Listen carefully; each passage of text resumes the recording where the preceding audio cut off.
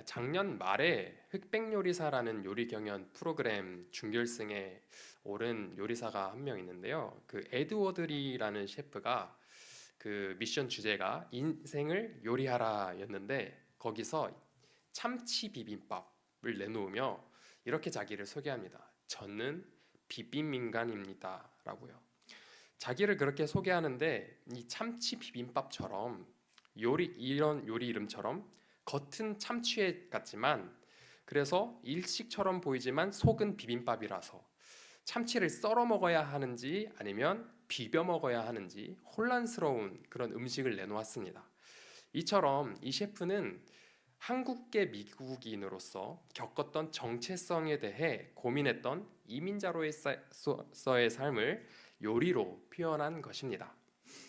이민자는 이 국적이라는 정체성에 대한 혼란이 있는데요. 사람들은 이처럼 저마다 자기 정체성에 대해 고민할 때가 있습니다. 이 길인 줄 알았는데 또 어느새 그 옆에 길에 서 있기도 하고 또 정반대의 길에 서 있기도 하고 여러 길을 걸으며 자기 정체성을 찾아가는 과정을 겪습니다. 저도 어렸을 땐 이 카레이서나 혹 경찰이 되고 싶었는데요. 돌고 돌아 지금의 길 위에 서는 과정이 있었습니다. 오늘 본문의 모세도 이런 정체성의 혼란이 왔을 법한 일을 많이 겪습니다. 왜냐하면 모세는 참 탄생부터 기구하죠.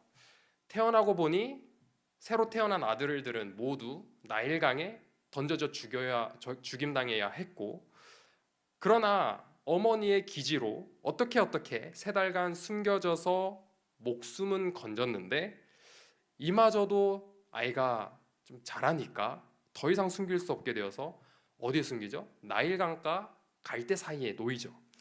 거기에 놓였을 때는 살지도 모르고 죽을지도 모르는 불확실한 운명에 놓여 있었습니다. 그런데 하필 바로의 공주에게 눈에 띄죠. 아뿔싸 했는데 예상치 못하게 바로의 공주는 그를 살리기로 결정하고 모세의 누나는 바로의 딸이 모세를 보고 아이고 어떡하나 불쌍히 할 때 그 순간을 놓치지 않고 바로의 딸에게 찾아가서 젖을 먹을 사람을 데려다 드릴까요? 젖을 먹을 사람을 불러올까요? 라고 제안을 하는데 또 그 제안이 받아들여집니다. 아이는 젖을 뗄 때까지 어머니 요게벳에 의해 길러지다 젖뗄 때가 되어서 바로의 딸에게 가서 애굽의 왕자가 됩니다.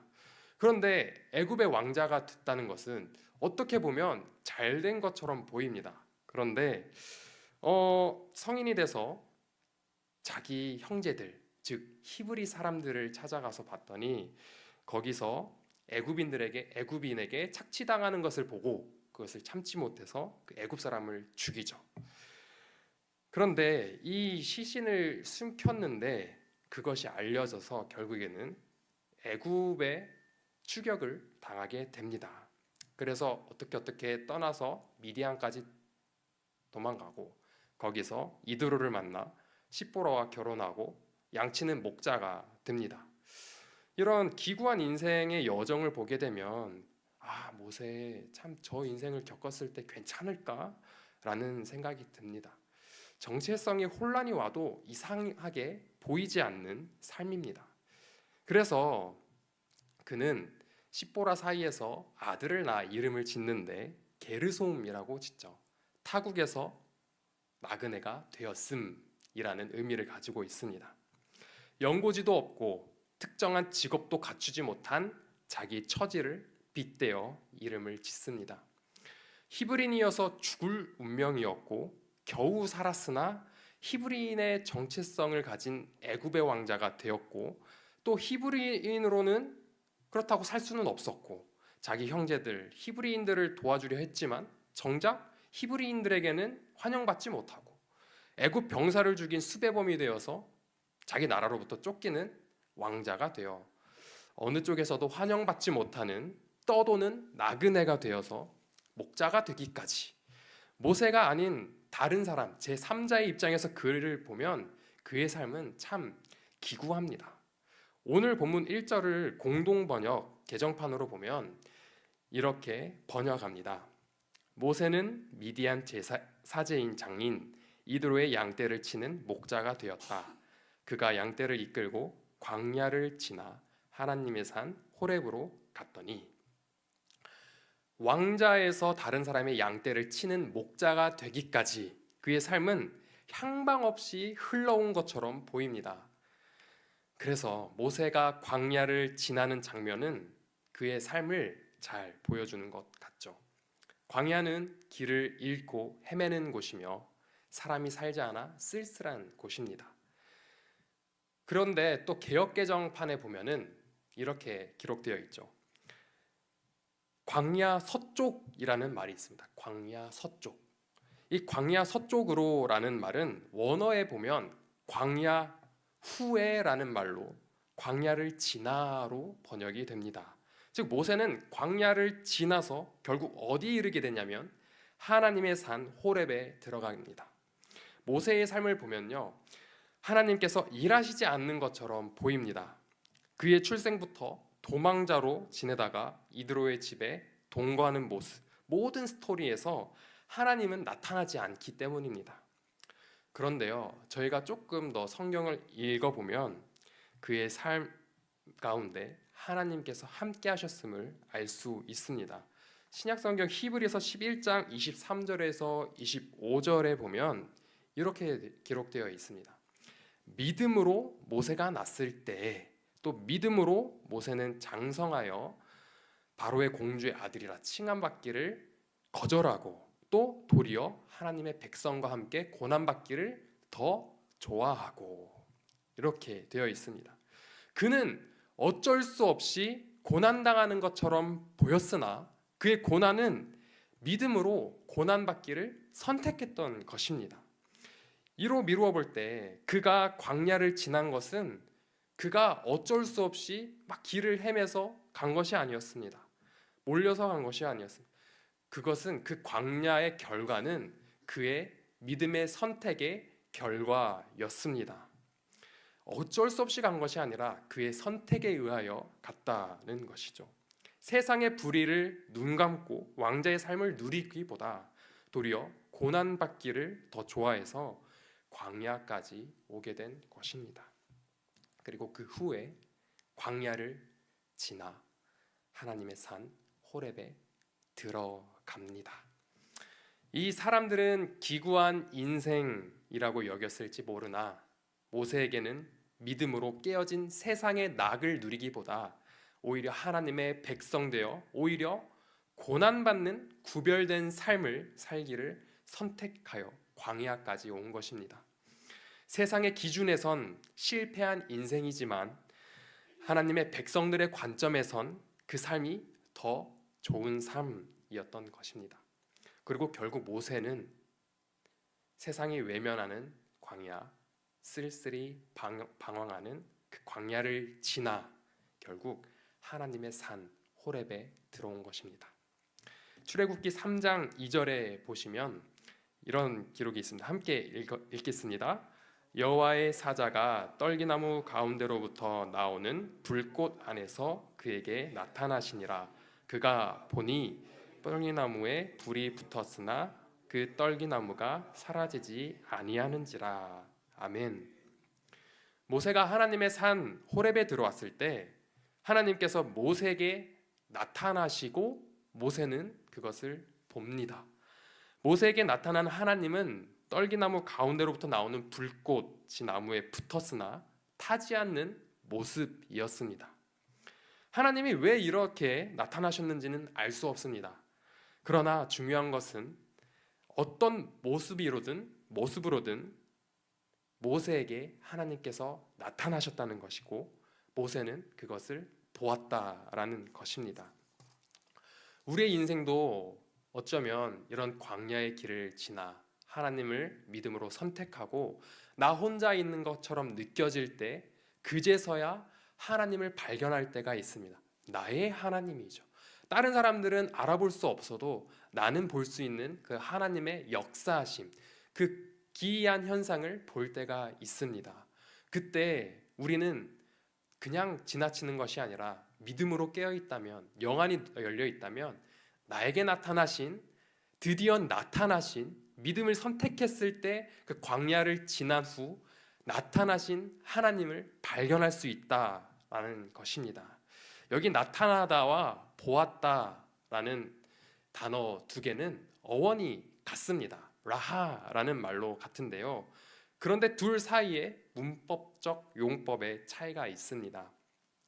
나타나다 이 말은 문법적으로 의도와 목적을 가진 용법을 사용합니다. 즉 하나님께서 모세에게 나타나신 것은 모세에게 어떤 목적이 있어서 나타나신 것을 알 수 있습니다.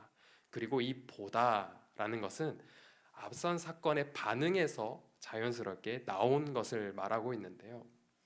즉 하나님께서 어떤 목적을 가지고 모세에게 나타나신 것을 우리는 알 수 있고, 또 하나님이 나타나셨을 때 모세는 하나님을 보았다라는 것입니다. 보았다라는 것을 더 보면은 유심히 보았다라고 합니다. 그냥 쓱 본 것이 아니라 유심히 보았다라는 것이죠. 나에게 나타나신 하나님을 보았다라는 것입니다. 그리고 출애굽기 3장 3절에 보시면 이렇게 기록되어 있습니다.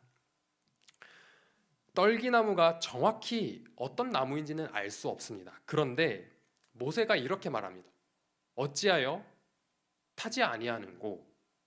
이 말에서 유추해 보면은 모세가 봤던 그 떨기나무는 원래 불에 잘 타는 것임을 알 수 있습니다. 모세는 이 기이한 현상을 놓치지 않고 그것을 보려고 어떻게 합니까? 자기가 가던 길에서 돌이켜 떨기나무가 있는 곳으로 가려고 합니다. 그리고 출애굽기 3장 4절 저희 함께 잘 보이시면 함께 읽도록 하겠습니다.